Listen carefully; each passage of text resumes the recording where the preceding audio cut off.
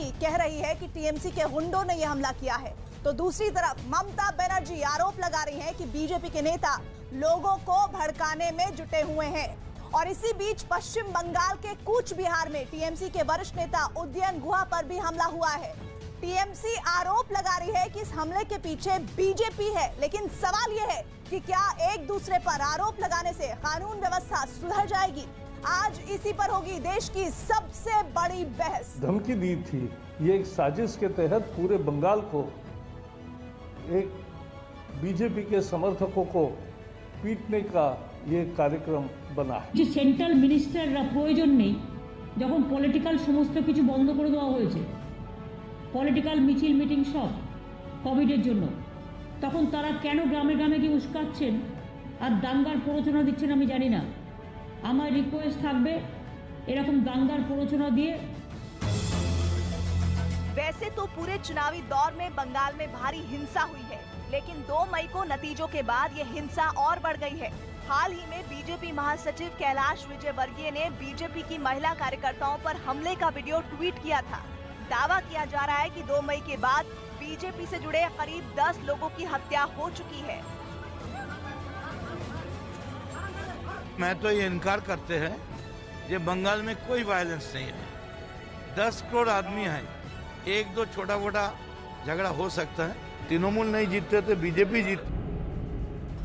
और इस बहस को हम शुरू करें उससे पहले बंगाल के इस हिंसा तंत्र का विश्लेषण कर लेना बेहद जरूरी है, जिसमें सबसे पहला जो पॉइंट आ जाता है वो है चुनाव के बाद से अब तक 16 लोगों की जान जा चुकी है। चुनाव के बाद से अब तक 16 लोगों की जान जाने का मतलब ये कि अभी भी राजनीतिक हिंसा का दौर जारी है। हिंसा नहीं रुकी तो लोगों में सुरक्षा की भावना खत्म हो जाएगी।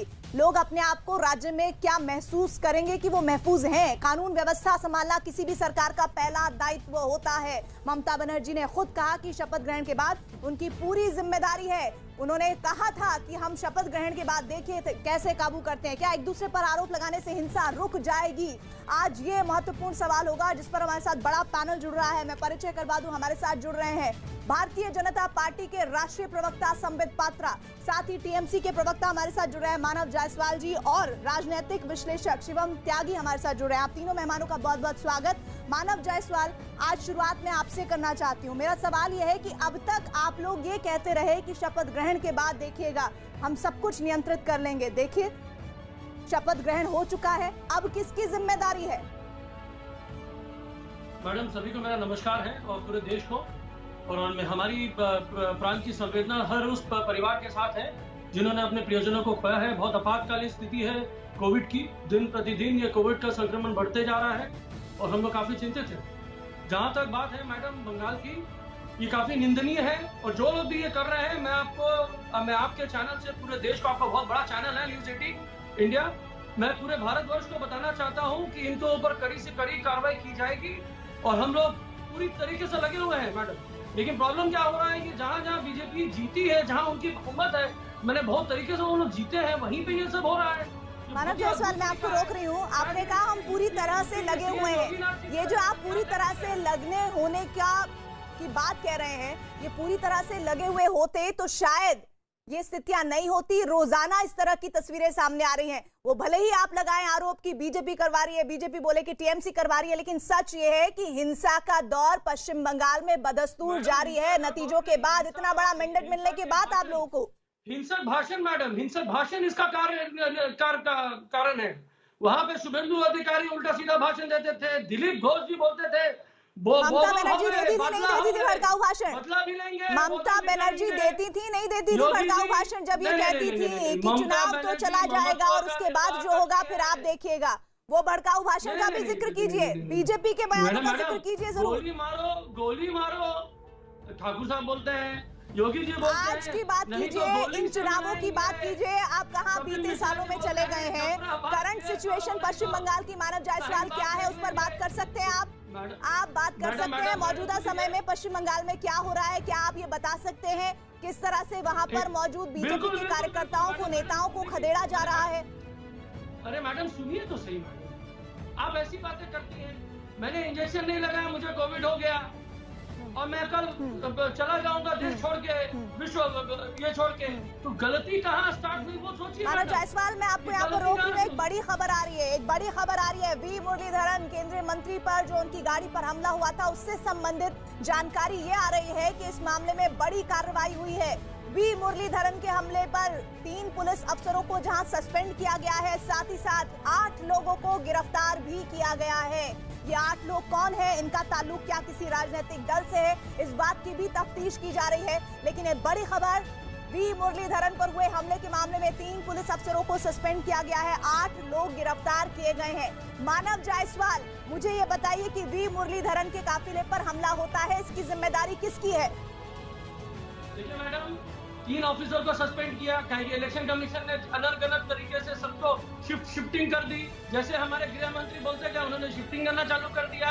अब देखिए हमारी सरकार आई, 3 को सस्पेंड, 8 को अरेस्ट इमीडिएट। और मैडम बता रहा हूँ, बहुत लोगों का अरेस्टेड होगा, बहुत लोग अरेस्ट होंगे। और हम बता रहे हैं, पूरे देश को हम दिखाएंगे किस तरीके से हमारी नेत्री ममत्व का निर्वाह करती है। हम लोग मुंह जबानी काम नहीं करते, हम लोग कार्यवीर हैं, हम लोग कार्य का निर्वाह करते हैं। हम लोग चिंतन में समय विशेष नहीं देते, हम लोग कार्य पे प्राथमिकता देते हैं। यह है प्राथमिकता। 24 घंटे हुए नहीं शपथ लिए, डिसीजन आपको दिखेगा।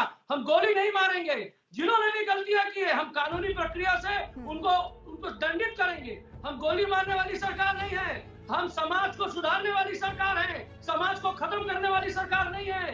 गरीबी हटाते गरीबों को स्वर्गवासी बना दिया, बिजनेस को सुधारते बिजनेस बंद करवा दिया। यह है बीजेपी की सरकार, मोदी शासन। और सुनिए, हम बता रहे हैं जिस तरीके से आग जली ये लोग कर रहे हैं, यूपी, गुजरात, मध्य प्रदेश, बिहार, कर्नाटका, ये सब का संज्ञान। मानव जायसवाल, दूसरे राज्यों से पहले कम से कम आप पश्चिम बंगाल के हाल को देख लीजिए। 2 मई के बाद से 1 मिनट रुकिए, 16 लोगों की मौत हो गई है और आप बता रहे हैं कि वहाँ उस राज्य में क्या हो रहा है, इस राज्य में क्या हो रहा है। इससे आपकी जिम्मेदारी कम नहीं हो जाएगी। लेकिन संबित पात्रा आप पर सीधा आरोप, रुक जाइए मानव जायसवाल, रुकिए। संबित पात्रा आप पर सीधा आरोप ये लगा रहे हैं टीएमसी कि आप लोग वहाँ के, रुक जाइए भाई मानव जायसवाल, ठहरिए थोड़ा। आप लोग वहाँ पहले लोगों को भड़काते हैं और फिर टीएमसी को नाकाम सरकार करार देने का तमगा थमाते हैं। रुक तो जाइए, नहीं अभी रुकिए, आपको एक बात बोलने के लिए पूरा 1 घंटा है मेरे पास। उनकी बात सुनिए, संबित पात्रा की बात सुनिए। संबित, नहीं देखिए प्रीति जी डिबेट कराना है डिबेट कराइए, वरना आप उनके साथ इंटरव्यू कर लीजिए, कोई बात नहीं। मानव जायसवाल शुरुआत में आप ही बोले, 3-4 मिनट बोले, अब उनको तो बोलने दीजिए कम से कम। आपके प्लेटफॉर्म की आवश्यकता नहीं है बीजेपी को, आपको डिबेट कराना है करा लीजिए, वरना उनसे आप इंटरव्यू करा सकते हैं। और आप कह रही है कि हमें कटघरे में खड़ा करा जा रहा है, बड़ा आश्चर्य का विषय है। आप सोचिए किसी और राज्य में अगर यूनियन मिनिस्टर जा रहा होता और उस राज्य में अटैक हो गया होता, उस राज्य का कमान बीजेपी के पास होता, तो अभी तक पूरे विश्व में हाहाकार मच गया होता। एक यूनियन मिनिस्टर के काफिले के ऊपर हमला हो जाता है। आप सोचिए ये ऑन कैमरा होता है कि किस प्रकार से 300-400 लोग इकट्ठे हो जाते हैं, उनको जान से मारने तक की कोशिश की जाती है। वो जो प्रोटेक्टी है, जिसके पास सेंट्रल गवर्नमेंट के फोर्सेस हो, जिसके पास बंगाल के फोर्सेस हो, तो आम जनता के साथ, एक आम माँ के साथ, आम पिता के साथ, एक आम कार्यकर्ता के साथ किस प्रकार का बर्ताव हो रहा होगा, आप इसी से अंदाज लगा सकते हैं। 16 कार्यकर्ता मारे गए हैं। कल ममता बनर्जी बोल रही थी ये सारा कुछ फेक है, ये तो प्रोपेगेंडा है, और आज कह रही है मैं 2 लाख रुपए दूंगी उन 16 लोगों को जो मारे गए। तो पहले डिसाइड कर लीजिए ये फेक है, ये प्रोपेगेंडा है, या हकीकत में 16 लोग मारे गए। तीसरी बात मैं पूछना चाहता हूँ, देखिए किस प्रकार का लैंग्वेज है। ममता बनर्जी बार बार कह रही है आप लोग कौन होते हैं हमसे पूछने वाले, हमें तो मैंडेट मिला है। आप मुझे बताइए प्रीति जी, मैंडेट का अर्थ पूरे विश्व में कहाँ होता है कि हम मर्डर करेंगे? मैंडेट का अर्थ कहाँ होता है हम बलात्कार करेंगे? नहीं, लेकिन मैंडेट कह रहे हैं, उन्होंने तो कहा नहीं, वो तो कह रहे हैं कि आप लोग इस बारे में फेक न्यूज फैला रहे हैं। प्रीति जी आप समझ नहीं पा रही हैं, ये 16 लोग जो मरे हैं, प्रीति जी आपको क्या लगता है ये फेक है? ये अभिजीत सरकार फेक है?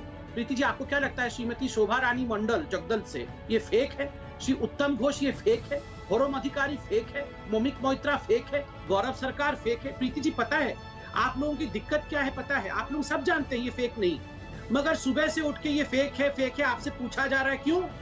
जब अखलाक या पहलू मारा जाता है, वो मारा जाता है सीट रिजर्वेशन के कारण, और आप कहते हैं तो बीजेपी और हिंदू लोगों ने मार दिया। ये आप लोग कहते हैं कि हिंदू लोगों ने, देखिए फिर ये दंगाई बीच में शुरू हो गया। मैं बिल्कुल शांति से 4 मिनट सुना। हिंदू और मुसलमान तो किसी ने कहा नहीं, ये बात तो आप ला रहे हैं बीच में। ये बात तो किसी ने कही नहीं। मैंने हिंदू मुसलमान तो कहा ही नहीं। बराबर है, जितनी हिंदू की जाए जितनी मुसलमान की जाए। प्रीति जी सुन तो लीजिए, ये बात आप बीच में ला रहे हैं। हत्यारों को बोलने दिया और मुझे 1 मिनट तक सुनना नहीं चाहती है प्रीति जी, 1 मिनट तक सुनना नहीं चाहती हैं आप। कमाल की बात है। बोलिए, आप मुझसे कीजिए। प्रीति जी आप मुझसे 3 बार पूछ चुकी हैं कि ये फेक है या हकीकत है। प्रीति जी आपका इतना बड़ा चैनल है, आपका चैनल वहां ग्राउंड पे क्यों नहीं है? क्यों रिपोर्टिंग नहीं कर रहा है?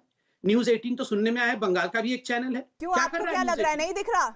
तो फिर आपको पता क्यों नहीं है ये फेक है सच्चाई है? आप मुझसे क्यों पूछ रही हैं? आपका चैनल है, आपके रिपोर्टर्स हैं बंगाल में, तो why are they not reporting कि ये फेक है या हकीकत है? 16 लोगों की मृत्यु हुई है, आपका चैनल कहाँ है? गया है इनके एक के घर में भी पता लगाने के लिए? अगर नहीं गया है तो धिक्कार है आप लोगों के चैनल के ऊपर, जो आप मुझसे पूछ रही हैं कि ये फेक है या हकीकत है। 16 लोगों की मृत्यु हो गई है और उस चैनल की एंकर मुझसे 4 बार पूछ चुकी है कि ये 16 लोगों की मृत्यु फेक है या हकीकत है। आपका चैनल जाके दिखाए उस चीज को फेक है या हकीकत। मैंने ये कहा कि टीएमसी आप पर आरोप लगा रही है कि वो फेक है। आप हमारे चैनल को किसी तरह की अनर्गल भाषा का इस्तेमाल करके तमगा दे रहे हैं, ये ठीक नहीं है। इस तरह की भाषा आप ना इस्तेमाल करें। मैंने ये कहा कि वो लोग कह रहे हैं फेक न्यूज है। प्लीज आप मेरे मुंह में शब्द मत डालिए, मेरे मुंह में शब्द मत डालिए। जो मैंने बात कही है उसी को कहिए। ठीक है प्रीति जी, वो लोग कह रहे हैं, आप लोग तो मत कहिए ना। वो तो कुछ भी कहेंगे, वो तो हत्यारे हैं, वो तो जीनोसाइड करने वाले लोग। वो कहेंगे, मगर आप हमसे यही पूछते रहेंगे संबित जी ये तो फेक बोल रहे हैं, आप बताइए ये फेक है या नहीं। संबित जी नहीं बताएंगे ये फेक है या नहीं। ये देश की इतनी बड़ी मीडिया है जो चतुर्थ स्तंभ है, वो बताएगा ये फेक है या हकीकत है। महिलाओं के साथ जो सड़क पे हो रहा है ये आप बताएंगे। इतना बड़ा चैनल, वो बताएगा ये फेक है या हकीकत है। और मैं आपसे गुहार करता हूँ, आप बताइए, वो दृश्य दिखाइए, वो मंजर दिखाइए जो सड़क पे हो रहा है। मैं दूसरी बात ये कहना चाहता हूँ, आप सोचिए जरा प्रीति जी, अगर यही जो मैं कह रहा था, मैं हिंदू मुस्लिम नहीं कह रहा, मैं पहलू खान और अखलाक का नाम हिंदू मुस्लिम के नाते नहीं ले रहा, मगर पहलू खान और अखलाक के समय हमारे ऊपर आक्षेप लगा था कि हम डिक्टेटोरियल, हम फासिस्ट हैं। उस समय तो सारी मीडिया चैनल और डेरेक ओब्रायन, जो मोहिमा मित्रा कौन है, ये सारे लोग पहुंच गए थे, डेलीगेशन लेके पहुंच गए थे उत्तर प्रदेश। क्यों? इनका आज डेलीगेशन नहीं है। ये गिद्ध मंडली कहाँ क्या कर रही है? इन गिद्ध मंडलियों को बोलिए, ये सारी गिद्ध मंडली जाके एग्जामिन करे कि ये फेक है या हकीकत है। और अगर फेक है तो हमें सूली पे चढ़ाइए, और हकीकत है तो ममता बनर्जी को हटाइए। तौसीफ खान भी हमारे साथ जुड़ गए हैं, लेकिन मैं मानव जायसवाल से यहाँ पर एक कमेंट लेना चाहती हूँ। मानव जायसवाल, मुझे ये बताइए, जो बात संबित पात्रा ने कही वो बात ये कि अगर लोग मारे नहीं गए हैं तो आपकी सीएम उनके लिए मुआवजे का ऐलान क्यों कर रही है? मैडम ये तो बात है ना कि संबित जी ना बहुत दिव्य ज्ञानी है, दिव्य ज्ञान है उनको बिना कहीं भी बातें भी सुनाई दे देती है, कहीं भी बातें सुनाई भी नहीं देती है।